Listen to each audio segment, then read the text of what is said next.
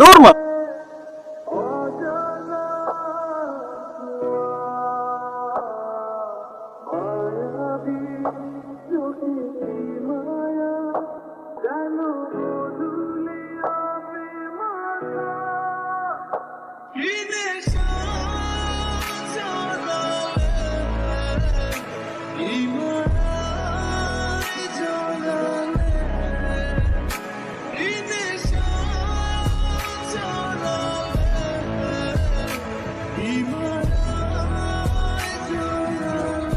Report আসছেন কেমনে? জানেন কিছু তো জানেন, এখনই আসছে। ক্লিনিকে গিয়েছিলাম, ইনজেকশন দেয়, আমার কিছু মনে নেই। যখন আমার জ্ঞান ফিরে, একটা রুমের ভেতর অনেকগুলো মেয়েরা একটা লোক এসে আবার আমাদের ইনজেকশন দিয়ে চলে যাচ্ছিল। বাপের কসম, এমন আমি গল্প শোনালে কিছুই বুঝলাম না। এখানে কেন আছে ওর চেহারা? না। আফতাব, হ্যাঁ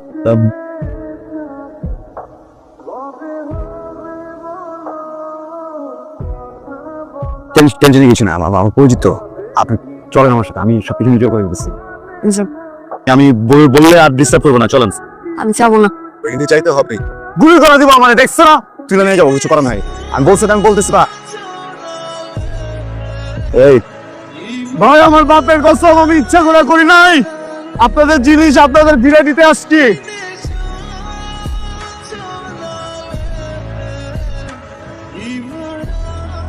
ভাই ভাই ভাই ভাই ভাই ভাই, আমি বুঝতে পারি নাই ভাই, ভুলে গেট খুলে ফেলছি ভাই। ভুলে ঝামেলা ছিল না ভাই।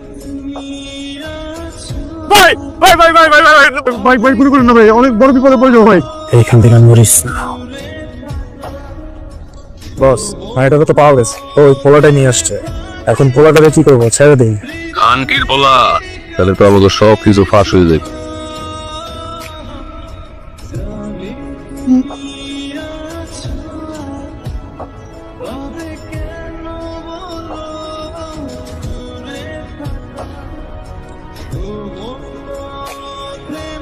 এতগুলো শয়তানের মাঝে একটা মেয়েকে রেখে চলে আসছেন, আর বাসা কি মা বোন নাই? আমি তো লুকাইতে পারবো না, ওটা এটা করতে হবে, এই জন্য করছি। কথা দিলাম আর কোনোদিন ওদের কাছে আপনার নিব না। আপনাকে আমার চেনা হয়ে গেছে। আমি বিপদে পড়ছি, আপনি চলেন আমার সাথে থানায়, মামলা করবো ওদের নামে। যাবো না।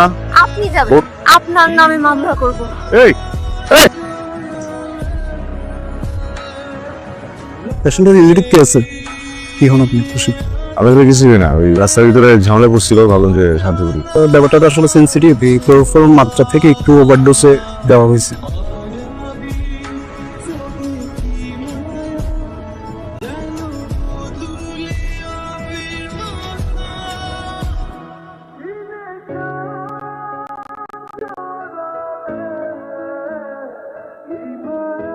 আস্তে আস্তে গান, বাপের আপনার খুঁজে যাবো না। কিডন্যাপটা করছে কেন, রিজনটা কি? জানি না, আমার মনে হয় ওরা আমাদের পাচার করে দেবে। হাসপাতাল দিচ্ছেন কেন? আমার বয়ফ্রেন্ড ছিল, ওর সাথে ঝগড়া করে ক্লিনিকে যায়। অ্যানেস্থেশিয়ার পর আর আমার কিছু মনে নেই। ক্লিনিকে কেন গেলে? বাপের কসম, কোনদিন করে হাসপাতাল যেতে দেখি না।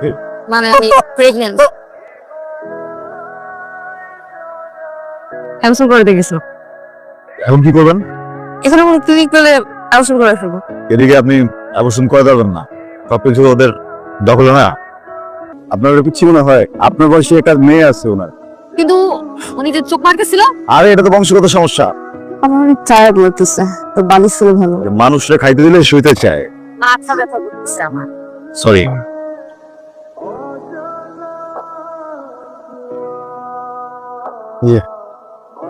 উঠবেন, আপনি কাছে আসছে না, বাঁ পাশের পাজরে কি যেন হয়। সরি, আমি আসি এদিকে।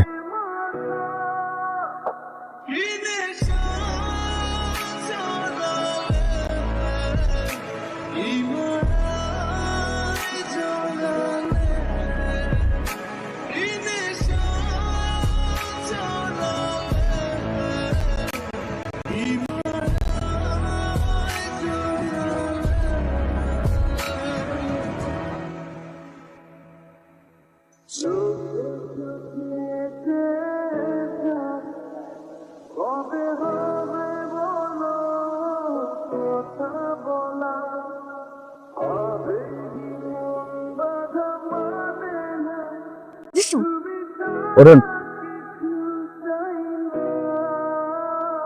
মামু চল আর এই জায়গায় একটা সেকেন্ড সময় নষ্ট করে যাব। ঠিক আছে আমি সব ঠিক আছে। আমি যাবো না, যাবো না, আপনার সাথে যাবো। মাথা ঠিক আছে আমার সাথে যাবে। আপনার বাপের কসম। 50টা মাইয়া দেখে আসছে আবার উদ্ধার করতে অবশ্যই।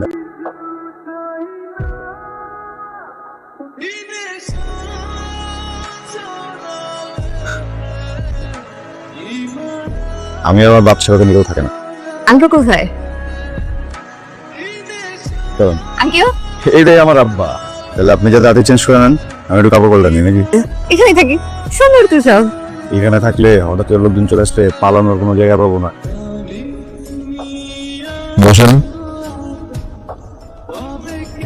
বাপের কসম, কেন যেন আমি জন্মানোর আগেই সবার গলার কাটা হয়ে গেল। সবাই বললো এই বাচ্চা রাখা দেবে না, বাচ্চা ফালাই দাও।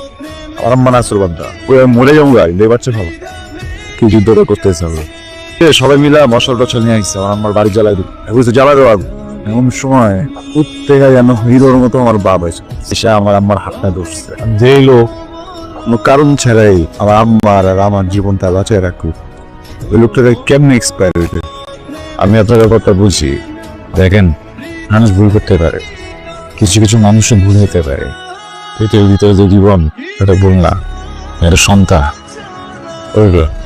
উপরে কিন্তু বৈষ্ণব সৃষ্টিকর্তা দেয় উপহার, মায়ের না। আমি এই সন্তানের দায়িত্ব নিতে চাই, আপনার দায়িত্ব নিতে চাই, শক্ত করে আপনার হাত ধরতে চাই। জীবন চলে গেলেও কোনোদিনই হাত ছাড়বেন না। আরে হবার কিছু নাই, মন থেকে বলি নেই।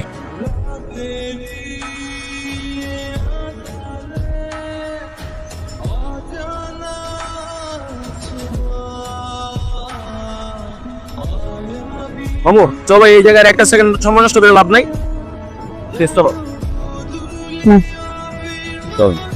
আপনি না বলছিলেন বাচ্চার দায়িত্ব নেবেন, কখনো হাত ছাড়বেন না, হাত তো ছেড়ে দিবেন। আপনার নামটা জানা হয় না? তানহা। রাফসান। বোটের রাস্তায় অনেক ঠান্ডা, বাচ্চার মা দুইজনের জন্যই অনেক ক্ষতিকারক। বাচ্চার বাবা অনেক কষ্ট পাবে। বাপের প্রশ্ন